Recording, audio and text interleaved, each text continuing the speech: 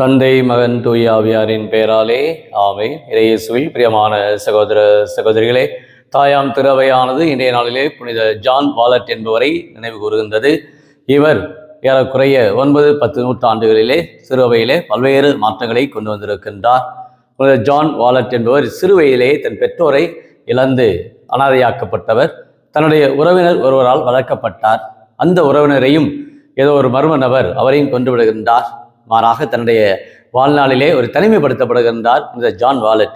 அப்பொழுது அவருக்குடைய யார் தன்னுடைய உறவினரை கொண்டது அவரை எப்படியாவது பழிவாங்க வேண்டும் என்று நினைத்து கொண்டிருக்கின்றார். அந்த வேளையிலே அவரே அந்த மர்மனரை கண்டுபிடித்து விடுகிறார். கொலை குற்றவாளியை கண்டுபிடித்து பார்க்கிற பொழுது அவருக்கு வேறு காலிலே விழுந்து மன்னிப்பு கேட்கிறார். என்னை மன்னித்தருக, என்னை பொறுத்தருக, தவறு செய்துவிட்டேன்.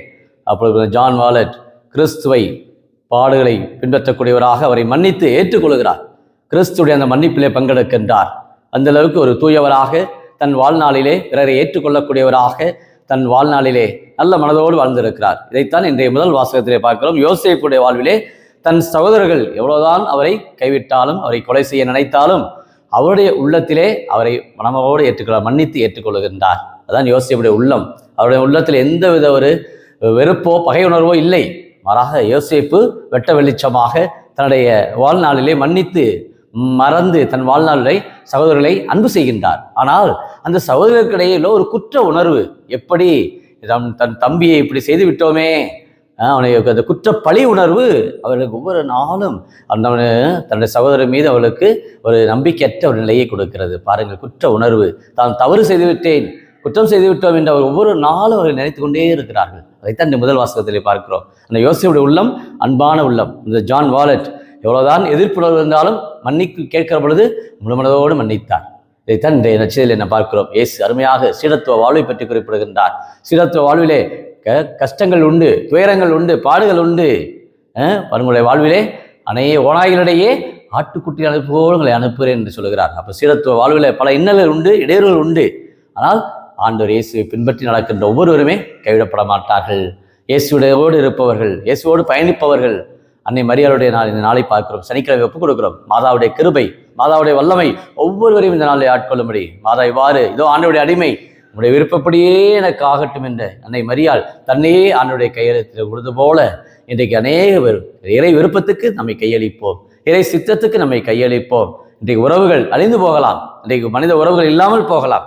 ஆனால் கடவுளுடைய உறவு ஒரு நாளும் அழியாத உறவு. அதான் ஆண்டவருடைய நற்செய்தியில் சொல்லுகின்றார். உன்னை உடலை கொள்வதற்கு நீங்கள் அஞ்ச வேண்டாம், மாறாக ஆன்மாவை பாதுகாத்து வாழுங்கள் என்று சொல்லுகின்றார். ஆன்மா எப்பொழுதும் வாழுகின்றது.